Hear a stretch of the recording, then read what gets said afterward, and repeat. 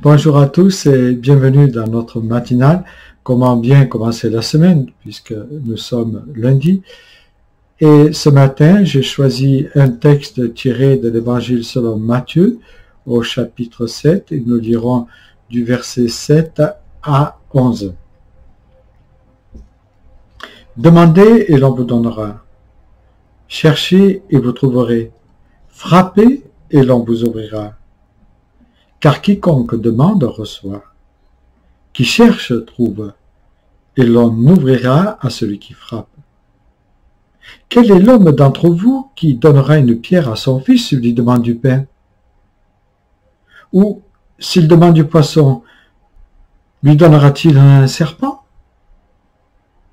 Si donc vous, qui êtes mauvais, savez donner de bonnes choses à vos enfants, combien plus votre Père qui est dans les cieux donnera-t-il de bonnes choses à ceux qui les lui demandent?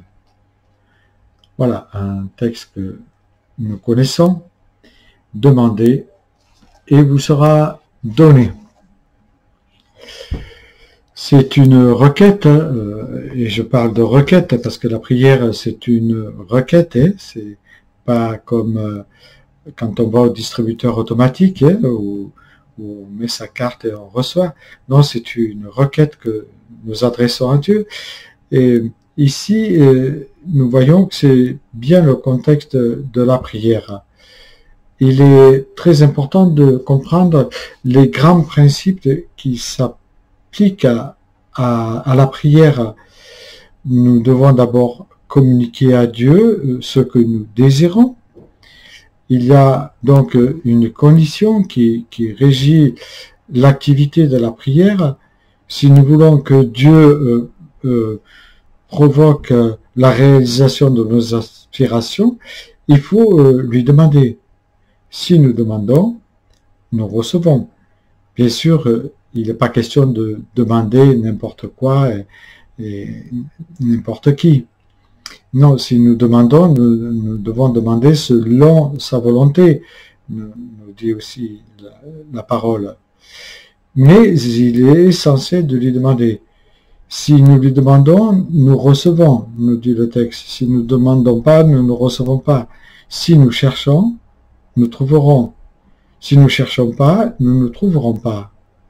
À celui qui frappe, la porte sera ouverte.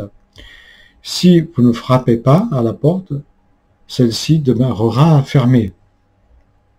L'apôtre Jacques, justement, dit la même chose dans les termes suivants, dans Jacques 4, versets 2 à 3. Vous ne possédez pas parce que vous ne demandez pas. Vous demandez, vous ne recevez pas parce que vous demandez mal dans le but de satisfaire vos passions. Et je crois que là, c'est un peu plus clair parce qu'il est question de demander. Et bien sûr, nous voyons ces termes qui sont là à l'impératif. Demander, frapper, adressez-vous à Dieu. En fait, ça signifie avec insistance, mais selon sa volonté. Et pour prier selon sa volonté, il est nécessaire que notre relation avec Dieu soit nette, c'est-à-dire propre, sans hypocrisie, que nous ayons une relation de proximité avec le Maître. Et si nous avons cette relation de proximité, le Saint-Esprit va nous souffler à nous ce que nous devons lui demander. Et ce que nous allons lui demander, forcément, va être selon son plan. Demandez, vous recevrez.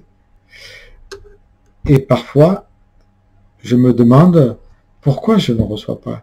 Et de nouveau, je reviens au texte de Jacques. Parce que nous demandons mal. Nous demandons pour satisfaire nos passions.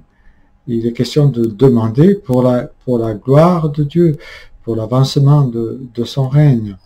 Je demande parfois si nous croyons vraiment ce que nous demandons à Dieu.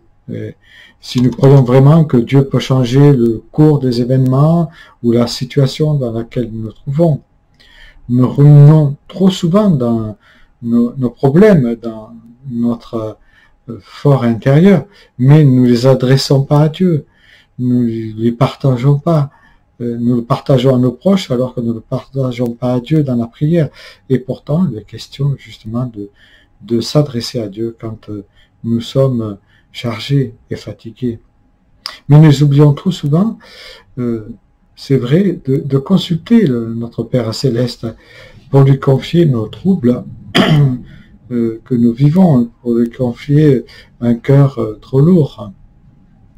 Et si le Seigneur ouvre complètement les portes de la foi et déclare que les bénédictions de Dieu parviennent à ceux qui lui demandent, et ils entrent dans une joie parfaite parce qu'ils ont demandé, ils ont osé demander. Non seulement faut-il demander, mais il faut demander avec une insistance.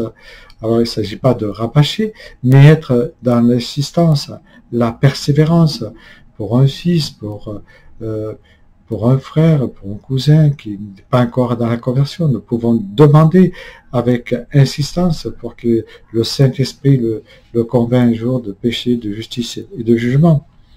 Dans le texte grec, nous retrouvons une succession de 3 verbes conjugués à l'impératif présent. Demander, chercher et frapper.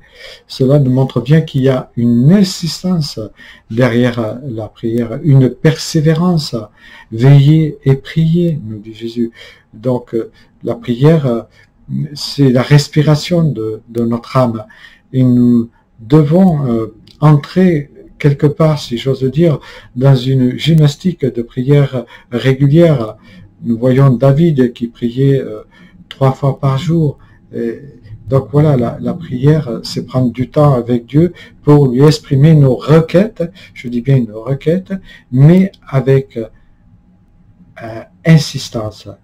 Et l'assurance que nous obtiendrons ce dont nous avons besoin lorsque nous lui demandons avec sincérité de cœur. Ça repose dans le fait que Dieu est notre Père. Il prend l'exemple, si vous savez donner de bonnes choses à vos enfants, vous qui êtes mauvais, à plus forte raison, votre Père vous donnera de bonnes choses. Demandez, cherchez et frappez avec insistance. Voilà 3 actions de la vie quotidienne du chrétien où Jésus nous invite à présenter toujours les requêtes en son nom. Que tu puisses assiéger le trône de la grâce avec persévérance pour demander avec insistance à Dieu. Amen.